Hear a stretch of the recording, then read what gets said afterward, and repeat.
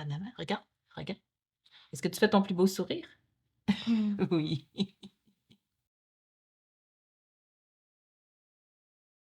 Je pense que tout le monde devrait oser demander de l'aide parce qu'il y a pas de honte à avoir besoin d'aide. On n'est pas toujours capable de tout faire toute seule. Oh, je suis trop une Oh faible. non! Oh non. Un défi qui nous touchait beaucoup, c'est que quand on est parent puis qu'on a on a un enfant différent, on peut pas aller cogner à la porte souvent. On peut pas aller cogner à la porte de la voisine, par exemple, pour avoir un service de gardiennage.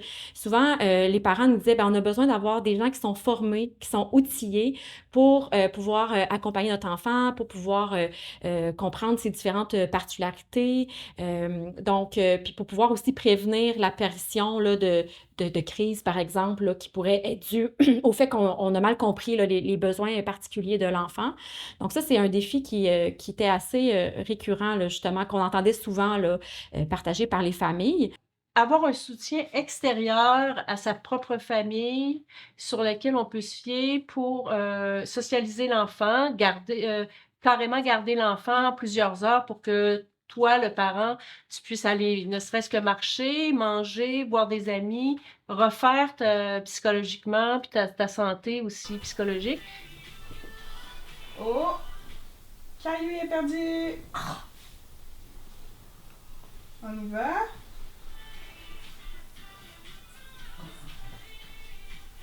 Oh! Lapin est perdu!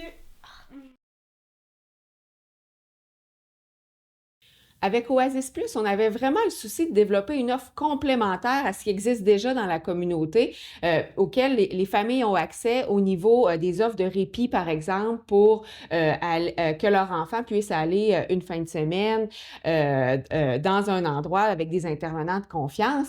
On souhaitait développer quelque chose qui permettrait aux familles de gérer le brouhaha du quotidien, de ne pas avoir à se rendre au bout du rouleau, mais vraiment d'avoir quelqu'un de confiance qui les accompagne et qui accompagne leurs enfants dans la routine. Est-ce que c'est à chaque jeudi d'aller à leur ligue de volleyball ou un vendredi de temps en temps d'aller souper au restaurant entre couples? On voulait rendre ça possible, rendre possible pour les familles dont un enfant est autiste ou a une déficience intellectuelle de faire les activités qu'ils souhaitent afin qu'ils puissent plus facilement concilier leurs divers rôles au plan personnel, au plan familial, au plan professionnel, grâce au soutien finalement d'étudiants qui seraient formés et soutenus pour les accompagner dans leur réalité.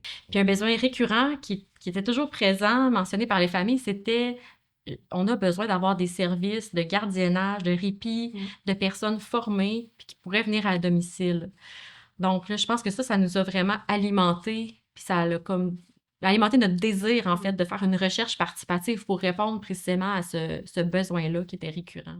Donc, le projet Oasis, ben, ça me permet de pouvoir m'aérer un peu l'esprit parce que pour moi, la santé mentale d'un parent, c'est super important. Donc, je vais faire des activités qui me font du bien, puis pendant ce temps-là, ben, Emma est bien, donc tout le monde est heureux. Et c'est vraiment un plus. Fait que l'expérience qui a été menée en 2019 par l'équipe de chercheurs Milo Grandisson a été vraiment, vraiment appréciée parce que ça se passait pas dans un laboratoire, ça se passait chez eux, dans une vraie vie. On parle de recherche, une recherche très, très appliquée. Et puis les autres, les parents qui ont participé à l'expérience, déjà là, étaient emballés. Et les remarques qu'on observait d'eux étaient disant, mon Dieu, c'est la première fois qu'on réussit à quitter la maison en paix, puis on se demande même comment on va faire ce soir pour utiliser ce précieux temps-là pour nous. Alors, c'était vraiment fantastique de pouvoir entendre les parents s'exprimer sur des choses aussi fondamentales que ça va. Hey, mais là, ça fait 3 heures qu'on vient de partir de la maison. Qu'est-ce qu'on fait? Hey, imaginez-vous le sourire puis le bonheur intérieur de ces parents-là en toute confiance. Donc concrètement, 2 fois par semaine, Juliette vient. C'est une sécurité supplémentaire pour Tom. C'est aussi un apport de l'extérieur. Pas juste maman, pas juste papa, pas juste sa grand-mère, mais quelqu'un il met sa confiance dans quelqu'un qui n'est pas nous, puis ça le décloisonne. C'est vraiment, pour l'avenir, c'est important, on ne se le cachera pas, surtout qu'un jour, je vais disparaître, son père aussi, sa grand-mère aussi. Donc, l'importance là, de le mettre en contact, puis qu'il comprenne dans son corps et dans sa tête qu'il n'y a pas de danger, qu'il peut se fier à ces personnes-là. C'est le rêve des parents pour leur fils ou leur fille d'avoir un accompagnement comme les autres enfants ou dans la rue.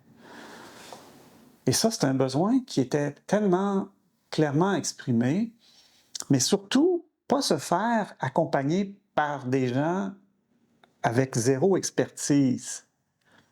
Puisqu'il y avait ce genre de service-là de gardiennage à domicile dans la région de Québec. Mais ceux qui l'avaient essayé trouvaient deux choses. Premièrement, ça coûtait cher. Puis deuxièmement, en plus, les gens n'avaient pas les habiletés, les connaissances, puis même pas un minimum de formation pour bien les accompagner dans des situations où ça demandait nécessairement un peu plus de connaissances, de savoir. Ce que j'aime, moi, avec le projet Oasis, c'est qu'il y a vraiment un super bel encadrement. Dans le fond, on a une jeune fille, dans l'occurrence parce que nous, on voulait avoir une jeune fille, qui est attitrée à Emma. Ça, c'est super parce que, dans le fond, elle va cheminer avec ma fille. Ma fille la connaît. Donc, il y a tout quelque chose de sécurisant pour moi parce que Emma est quand même intrépide. Parfois, ça demande de la vigilance. Donc, de toujours avoir la même personne, ça m'assure que quand je quitte, ma fille est en de bonnes mains parce que la personne qui est avec elle peut anticiper un petit peu ma fille, la comprend bien. Si elle a de la peine, elle peut la consoler. Donc, pour moi, ça, c'est génial de toujours avoir une personne attitrée le plus souvent possible.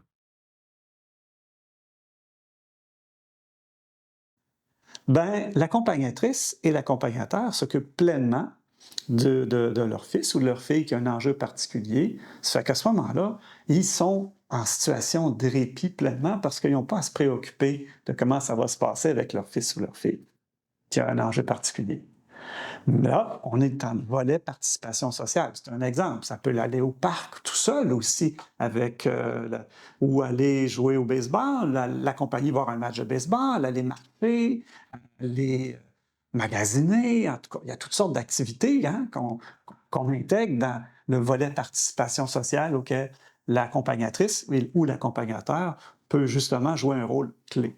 Effectivement, on est vraiment heureuse qu'une organisation ait repris Oasis Plus puis l'offre aux familles de la région pour que nos étudiantes et étudiants aient cette expérience-là puis que les familles puissent bénéficier du service. Mais on espère surtout que ça puisse inspirer d'autres milieux, d'autres régions à offrir ce type de service-là, de soutien aux familles dans la communauté par des étudiantes et des étudiants soutenus afin de répondre aux besoins des enfants, des familles, peu importe finalement le diagnostic, peu importe les besoins. Est-ce que Héloïse, elle est gentille avec toi? Oui, elle est gentille. Elle est gentille, hein? Puis toi, est-ce que tu es gentille avec Héloïse? Oui, Oui, hein? Tu t'amuses beaucoup? oui. Oui.